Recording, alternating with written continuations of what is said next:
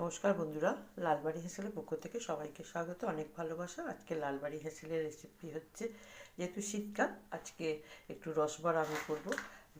বেগুন ডালকে আমি ভালো করে ধুয়ে পেস্ট করে রেখে দিয়েছি, তার সঙ্গে থাকছে নুন, অল্প নুন দেব, আর আছে খাওয়ার সোডা আছে, ম্যাশ করে রেখে দিয়েছি আমি এই মৌরি, আর সিরাপ করার জন্য আছে নলেন গুড়ের পাটালি। আমি আগে সিরাপটা করে নেব, গ্যাসটা জ্বেলে নেব, নিয়ে জলটা দিয়ে দেবো। জলটা একটু ফুটলে আমি গুড়টা পাটালিটা দিয়ে দেবো।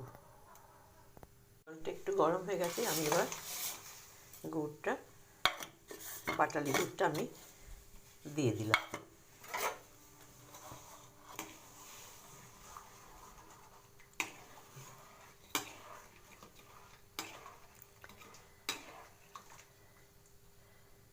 এবার আমি একটু নুন দেব, অল্প নুন, একটু খাবার সোডা দেব, আর ম্যাশ করে যে রেখে দিয়েছি আমি মৌরিটা আমি দিয়ে দিলাম। এবার এটাকে ফেটাতে হবে।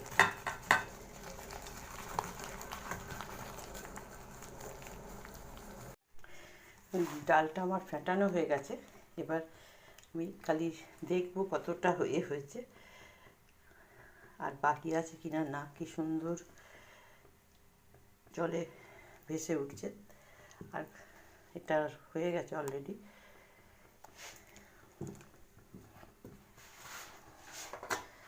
আমার সিরাপটাও হয়ে গেছে। এটা আর বেশি ঘন করলে ভালো লাগবে না, একদম পাতলা গুড়ের খেজুরের পাটালির সিরাপ। গ্যাসটা আমি অফ করে দিলাম। ভাজার জন্য আমি তেলটা দিয়ে দিলাম।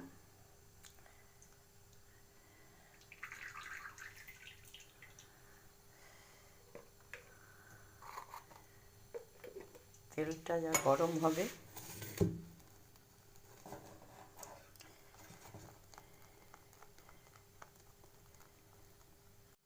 তেলটা গরম হয়ে গেছে, এবার আমি ডালের এগুলো দেবো, বড়াগুলো।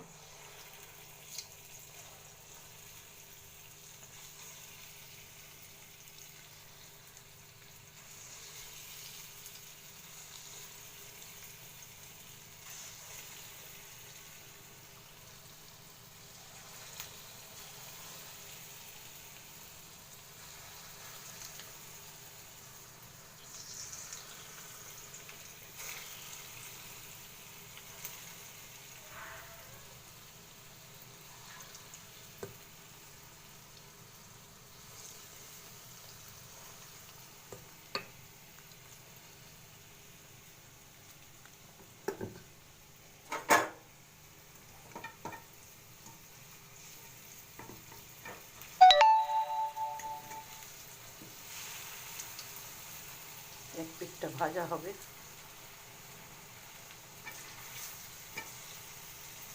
এরকম ফুলেছে দেখুন।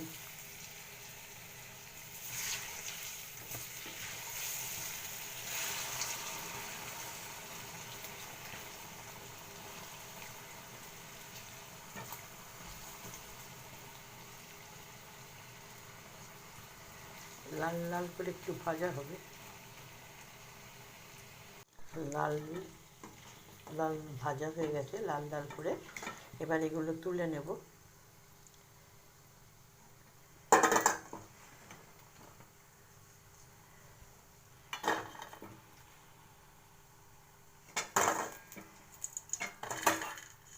বাকিগুলো আমি এইভাবে সব ভেজে নেব।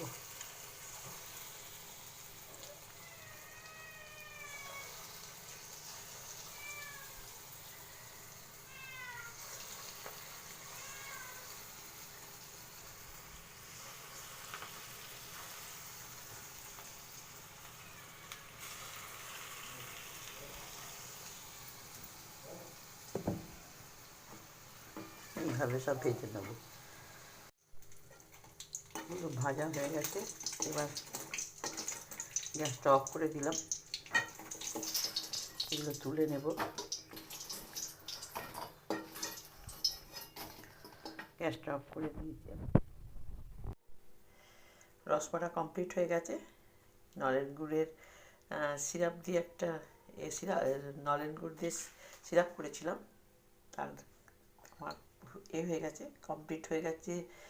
এটা একদম সফট হয়েছে, এই যে একদম নরম, একদম